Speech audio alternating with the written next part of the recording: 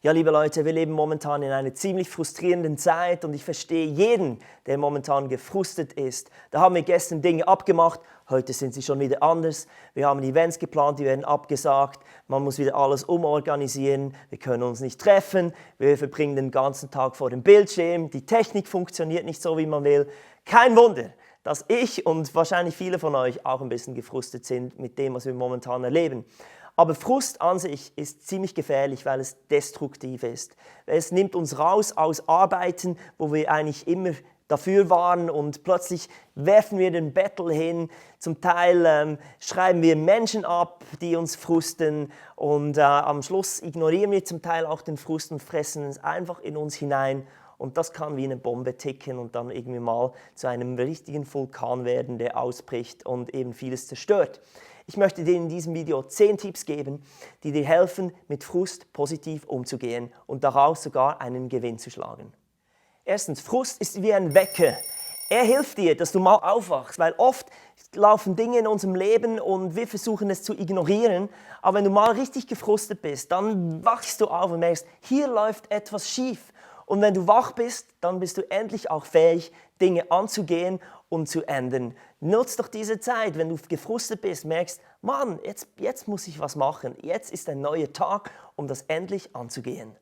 Nummer 2, Frust ist wie ein Aussichtspunkt. Denn Frust bringt uns ja auf die Palme. Und wenn man mal Dinge von oben sieht, dann ist alles gar nicht mehr so schlimm, wie es vorher war. Wenn von oben hat man den Überblick und nutze den Frust, damit du wirklich auch Fragen stellst, dass du auf Leute zugehst und versuchst das ganze Bild, das größere Bild zu verstehen, wo du momentan drin bist. Wenn du nur so viel verstehst, wirst du weiterhin gefrustet sein. Von oben hast du den schönen Überblick und kannst es auch genießen. Nummer 3, Frust ist wie ein Magnet. Frust hat so eine Kraft, dass man sagt, jetzt müssen wir mal drüber reden, jetzt muss es raus. Und ich liebe das, weil es vertieft unsere Beziehungen, unser Verständnis für den anderen. Oft ist es ja so, dass wir versuchen, die schwierigen Situationen zu vermeiden, wie wenn das Magnet umgekehrt ist und man eben das gar nicht zusammenbringt. Aber Frust hat so eine Kraft, dass man wie sagt, jetzt wird es konfrontiert. Und ich liebe das an Frust und es hat wirklich einen unglaublich positiven Effekt, wenn wir das auch mit Liebe tun und mit Offenheit. Nummer 4, Frust ist wie ein Geschenk. Ein Geschenk musst du einfach annehmen und dann musst du dich überraschen lassen. Ich liebe es an Geschenken, dass es etwas ist, das ich eigentlich gar nicht so kontrollieren kann, sondern es ist jemand anderes, der sich etwas Gutes überlegt hat, um mir einen Gefallen, eine Freude zu bereiten. Und genau so ist es auch mit Frust. Ich glaube, in dieser Zeit, jedes Mal, wenn du gefrustet bist, darfst du das als Geschenk annehmen und wissen, hey, hier darf ich jetzt mal die Kontrolle abgeben, hier kann ich jetzt mal meine Vorstellungen loslassen, denn wir dienen einem Gott, der das Beste für uns will. Und das möchte ich dir zusprechen. Wenn du loslassen kannst und einfach das mal annehmen kannst, was dir gegeben wird, dann wirst du auch darin entdecken, dass etwas Gutes ist. Nummer 5, Frust ist wie eine Schaufel. Nutze deinen Frust, um tiefer zu graben, um das Problem an den Wurzeln anzugehen und nicht einfach nur an der Oberfläche zu kratzen.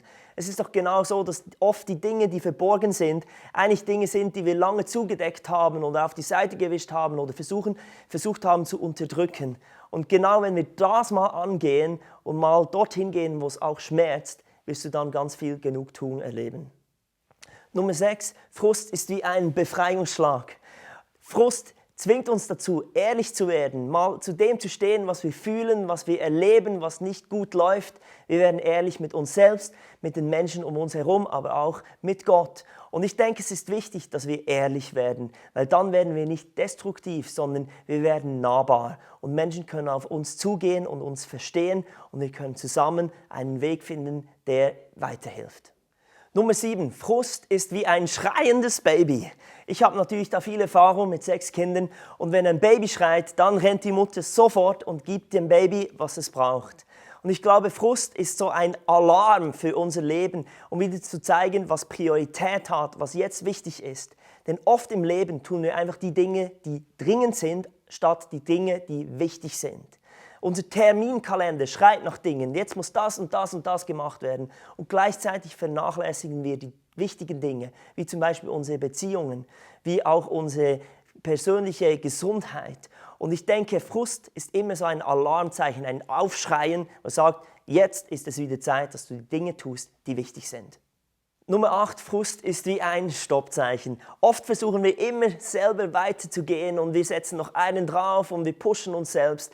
Aber wenn du richtig gefrustet bist, dann ist das auch immer ein Zeichen, dass du nicht weitergehen darfst und mal sagen, ich brauche Hilfe, ich brauche Unterstützung, ich schaffe das nicht alleine, dass wir das uns selbst zugeben, aber auch um Hilfe bitten, damit wir weiterkommen. Nummer 9, Frust ist wie ein Stuhl, auf den wir uns setzen sollen. Wir haben die Wahl, entweder kommt der Frust über uns oder wir setzen uns auf den Frust. Schließlich können wir Menschen nicht verändern, Umstände haben wir auch selten im Griff, aber unsere innere Haltung können wir immer anpassen. Und Frust ist ebenso wie ein Stuhl, der uns zwingt, eine aufrichtige Haltung einzunehmen und mühsamen Menschen und Situationen mit Dankbarkeit und mit Respekt zu begegnen. Und ich habe einfach selber erlebt, dass meine Aufrichtigkeit viel mehr bewegt als meine Kritik, als mein Shitstorm oder meine Negativität. Und dazu möchte ich dich ermutigen, der Frust zwingt dich eigentlich deine beste Haltung einzunehmen.